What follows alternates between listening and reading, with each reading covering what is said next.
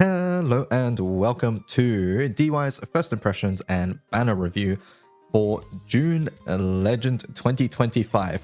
This banner, it's the first time we've ever had formal characters. So formal June Bride characters, yes, this is a new seasonal type. Previously, we only had summer, Valentine's, holiday, Halloween. Did I forget one? But yeah, either way, formal is a new type of seasonal, which they have told us in-game that this will from now on occur every June. So every year in June Legend, we will expect new formal characters. Now, the thing about this banner is that it's sort of similar to how old Valentine's worked, where they release on that banner and then they disappear really soon after that. So these characters you can see here are available until 6:59 p.m. July 15th. So basically, this is the only time to spark these two characters. They will not be available until, according to in-game once again, this page here, until June again. Yeah. The characters that unlock the formal characters will appear until 6:59 July 15th. These items are planned to only appear in June each year. So if you miss out on them right now, your next chance to get them will be anniversary ticketing and then probably June again the following year. So do keep that in mind. So with that out of the way, let's talk a little bit about the characters. First up, we will start with Ilsa. So Ilsa herself is overall a very niche but powerful bow and gun support sort of character. So mainly we're talking about Hrisvelga at the moment. And the reason is because her entire kit revolves around having gun or bow specialty water allies. And those allies will automatically just be buffed by Ilsa existing. She gives supplemental normal attack, bonus superior elemental damage effects, so free echo, which currently stacks with everything but Yatima. Normal attack hit number increases, so basically what this does is that it turns your flurry into one extra hit, or if you don't have flurry at all, it'll give you 2-hit flurry, and then it boosts the damage cap. Now, it does require gun or bow specialty weapon allies, and currently for Hrisvelga, MC's Soldier, Ilsa's a gun and bow character, and then the only other really good gun and bow character for for water at the moment is Erica. Erica is a very good Hrisvelga support unit. However, she's only really used for longer rotations. Most of these other characters here are sort of not really that useful in this sort of normal attack setup. There can be maybe some things. I've seen some low button strategies with the like Gwyn and the potatoes, but outside of that, you're mainly looking at these two, and obviously any future characters that may come. Some people have talked about like Kopitan S4, but I think Kopitan doesn't really fully synergize, mainly because she is a skill damage based character and Ilsa is much more of a normal attack support character. Now, that being said, she does do a hefty amount of skill damage because this skill here auto activates every 3 triple attacks by gun and bow allies. This one activates at the end of the turn if you've done 60 or more hits with gun or bow specialty allies. So yeah, it's not like she doesn't do skill damage or anything like that, but as you can see, it's very much auto attack focused, and just this passive alone is very, very, very good. So in any sort of soldier lineup, like previously, for that 0 button character slot, you would use Zeta Water because she gave Echo for free on triple attacks. Ilsa gives Echo, but also all this other stuff. Once again, you don't normally get the damage cap, but all this other stuff is really, really good for Hrisvelga. So yeah, Ilsa's looking to be really strong for that sort of Hrisvelga team. She resets her cooldowns on Ogi, and she does things like that, and this third skill, it gives double strike for 1 turn. But I honestly think at the moment, her main use is the fact that these two auto-activate and that she gives a big buff without any clicking. So the character, mainly for Hrisvelga teams at the moment, is what I think. Her weapon, however, is for any sort of normal attack team. Basically, this weapon that they've dropped on us with this formal banner is a mini Basara katana. because this, this one here, supplement water allies normal attack damage, this prowess modifier is exactly the same as what you would find on Basara's weapon. Now, Basara's weapon has like the mini extremity mod. This one doesn't. Instead, it has normal attack cap and fandango, but both are skills that you really would like. And they're very nice weapon skills to have. This one is 7.5% auto attack cap, as far as I remember. And with auto key in your grid on Ultima or Opus, you've pretty much capped it out. But I do think most top tier min-maxed grids at the moment will use 2 of these weapons, because then you can max out this prowess mod.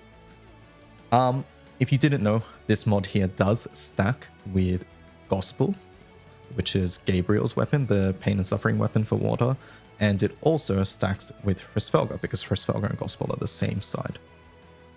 So this is a whole bunch more supplemental for water attack, normal attack teams. So whether that's your Mana Diver teams or for Hrisvelga.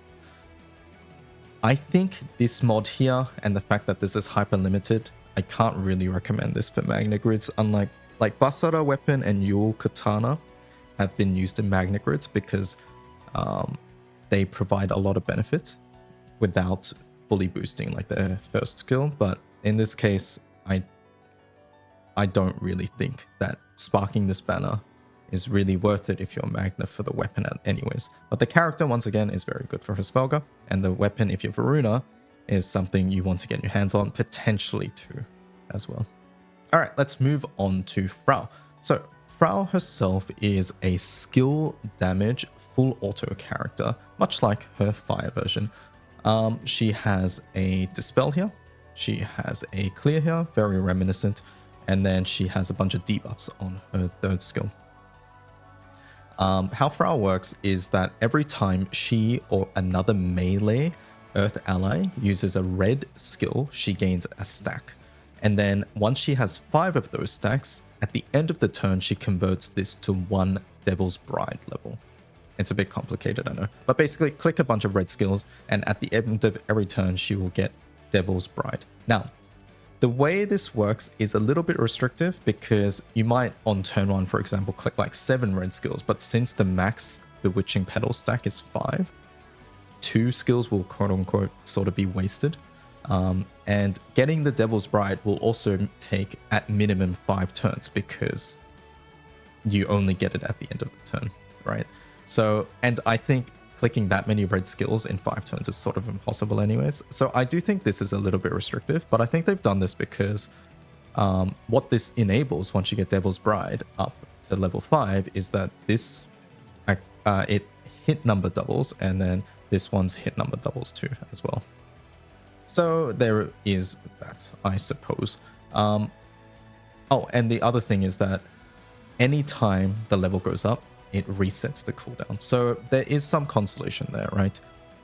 Upon reading this first, I thought this was really slow, and I found it unfortunate that this was hit number doubles as opposed to activates twice. Activates twice would obviously be a lot better than just your damage doubling.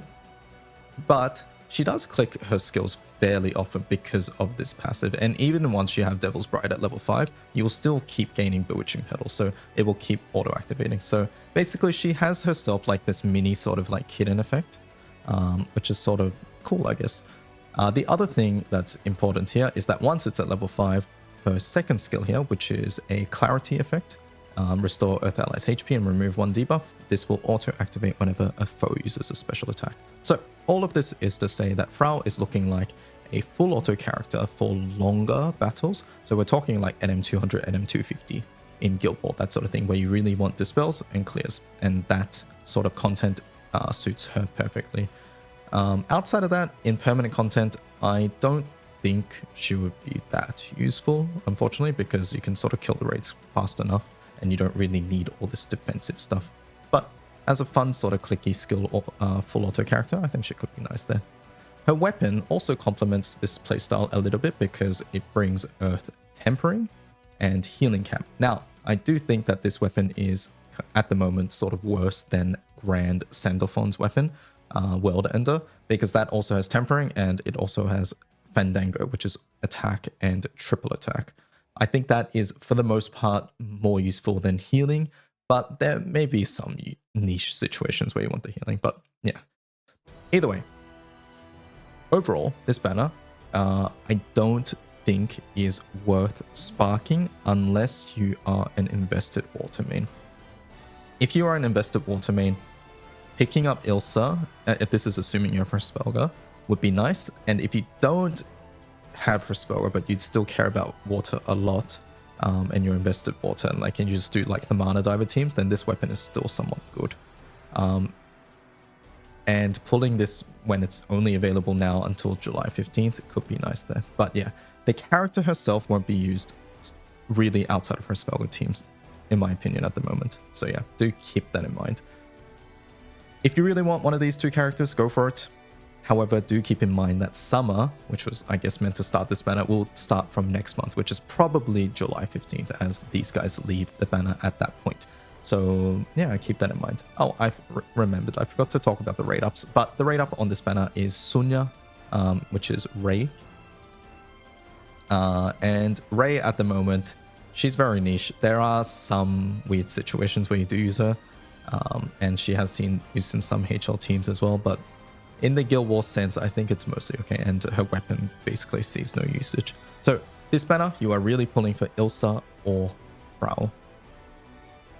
And if you're pulling for that, best of luck to you. I ended up pulling a little bit to get Ilsa. I got somewhat lucky, so we didn't have to go all the way. I won't be able to get my second copy until anniversary, but that's something I'll have to live with. Anyways, if you guys are pulling, best of luck. For now, I'm out. It's sort of late here. You guys can probably tell I'm a little bit tired from my voice, but yeah, hope you guys have a good one, and I'll see you in the next video. Catch you guys later. Bye-bye.